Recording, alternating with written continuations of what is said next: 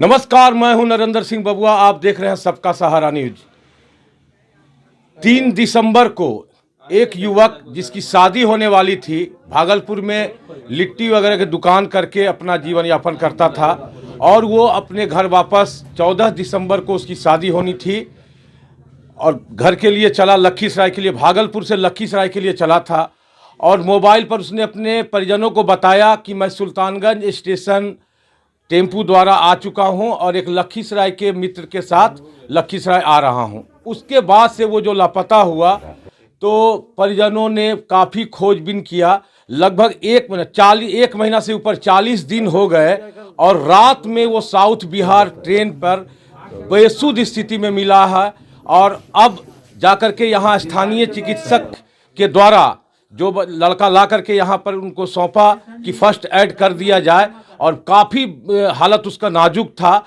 उसके बाद अब जाकर के थोड़ा सा इसको होश आया है। अब जरा देखते हैं कि क्या ये बता पाता है कुछ। कहाँ थे इतना दिन, कुछ याद है? कुछ नहीं याद है। किसके साथ आ रहे थे? एक दोस्त था, उसी के साथ। कुछ अगर यही का दोस्त था, लखीसराय का? हैं? बोलो। याद आता है उसका नाम? क्या डराया धमकाया गया था क्या कुछ? नहीं। तो आपको सुनते हैं कि जब आए हैं सिर्फ कहते थे कि मुझे छोड़ दो, मेरा सब कुछ ले लो।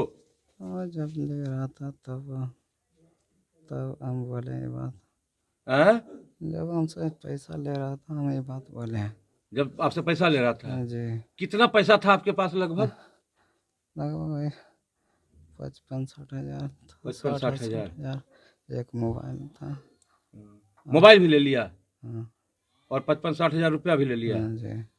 आप पहचानते हैं जो यहाँ का लड़का था? पहचानते, अगर मिल जाएगा तो पहचान लेंगे। मिल जाएगा तो पहचान लीजिएगा। न उसका आखिर डर लग रहा है? नहीं, हम उसका घर भी नहीं देखे, न उसका नाम जानते हैं। तो कैसे आप वो लोग अरे वो तो एक दिन पहले भी कल के दुकान पर आते जाते रहते थे ना। ओ, आपके दुकान पर आता जाता रहता? कहाँ तो तब भी उसका नाम हम नहीं पता किए? नहीं। दोस्त कहाँ का था वो? पता ही सब बोल रहा था कि लखीसराय मेरा घर है। अच्छा, आप लेकिन कौन है नहीं। बढ़िया से ठीक हो लीजिए। उनको फर्स्ट एड करने वाले जो डॉक्टर हैं, आइए ज़रा डॉक्टर साहब, क्या देखे थे उस समय, क्या स्थिति में आया था, अभी कैसा है? और रोगी आया तो काफ़ी डरा सहमा हुआ था, बता रहा था कि हमसे पैसा ले लीजिए, हमको छोड़ दीजिए, हम अपने पिताजी के पास जाना चाह रहे हैं। और काफ़ी बेहोशी हालत में था, उल्टी वोमिटिंग कर रहा था, नाजुक स्थिति था। इसके बावजूद भी परिजन, हम लोग ग्रामीण में चिकित्सक हैं तो हम लोग को बताए कि आप तत्काल इलाज करें, तो हमने फर्स्ट एड करने का प्रयास किया। अभी लगभग 50% पेशेंट को होश आ गया है।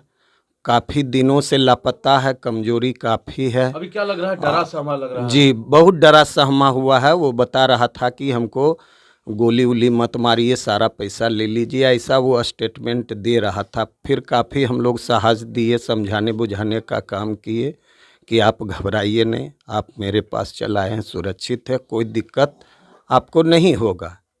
तो फिर उन्होंने लाया उनके परिजन, तो यहाँ पे हम लोग अभी इलाज कर रहे हैं। अभी काफ़ी होश आ गया है 75%, लेकिन अभी और आने में थोड़ा समय वक्त लगेगा, चूँकि 1 महीना 10 दिन से लापता है, पता नहीं कितना खाया पिया, इस वजह से हमें लगता है काफ़ी वीकनेस। जी हाँ, बिल्कुल एकदम बेहोशी के हालत में था और किसी न किसी प्रकार का नशा करवाया है पेशेंट को।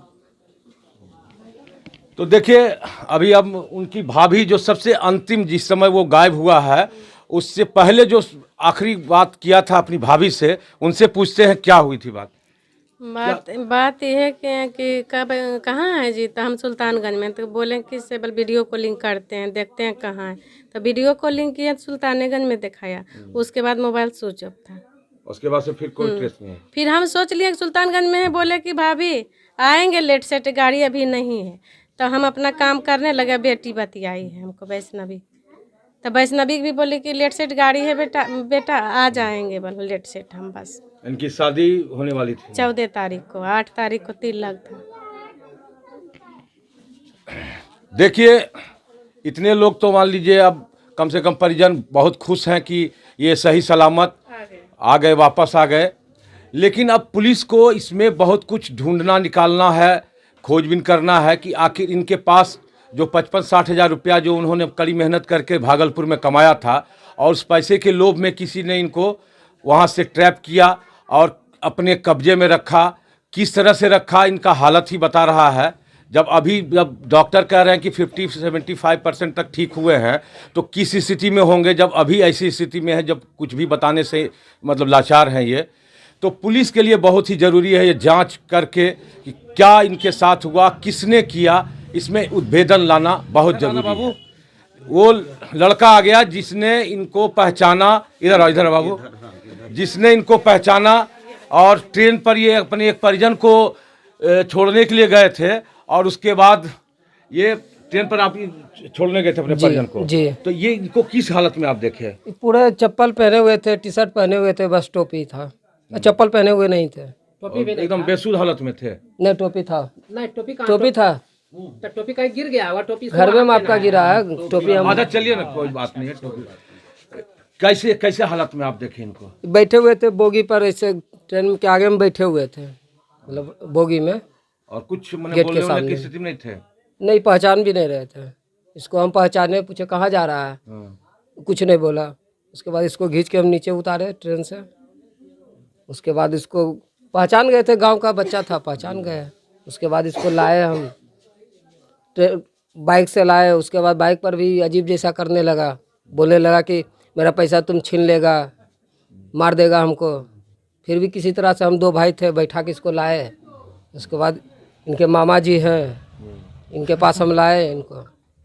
उसके बाद 12 बजे रात के मेरे 12:30 बजे हम इनको इनके पास लाए। क्या जब लाया था किस स्थिति में आप देखे? 12 बजे जब रात को लाया सर, तब पूरा ही एकदम पागल के तरह कर रहा था कि हमको सब पैसा ले लो, हमको छोड़ दो, जान नहीं मारो, गोली नहीं मारो, जो सब पैसा ले लो, मोबाइल ले लो, हमको जान छोड़ दो, मेरा जान पकड़ दो। यही मेरा भगना जो है मतलब एकदम चिल्ला चिल्ला बोल रहा था। उसके बाद बेचारा राहुल घर पहुंचाया। उसके बाद हम बाहर 12 बजे रात को हम क्या बाड़ी खोले और पूरा बाहर से चिल्लाने लगे, आवाज़ देने लगे अपने घर में कि जल्दी आओ जल्दी आओ, अथी पहलाद आ गया, पहलाद आ गया, मतलब खुशी होने लगा सर। उसके बाद फिर चिल्लाने लगे। फिर इसको देखे पूरा एकदम कांप रहा है, उसको पकड़ के घर ले गए और घर ले जाने के बाद इसको फिर बिछावन पर लेटाए, फिर आग लहकाए, फिर जितना कपड़ा था, मेरा छोटा बेटा संजीत है, वो सब कपड़ा उपड़ा इसको पहनाया एकदम। उसके बाद आगे उस मालिश उलिश पूरा जो परिवार थे पूरा इसको आधा घंटा तक मालिश किए। उसके बाद हम अपना जीजा को घर में इनका पिताजी को फ़ोन किए, भगना को पिताजी। चलिए देखिए, परिजनों में खुशी है, लेकिन जांच जरूरी है। जांच के बाद ही पता चलेगा कि आखिर इस शख्स के साथ क्या हुआ, क्या घटना घटी और कैसे कैसे इसको प्रताड़ित किया गया, इसका पैसा कौन लिया, ये सब कुछ खुलकर सामने आ जाएगा जब पुलिस इसमें जांच में जुटेगी। धन्यवाद।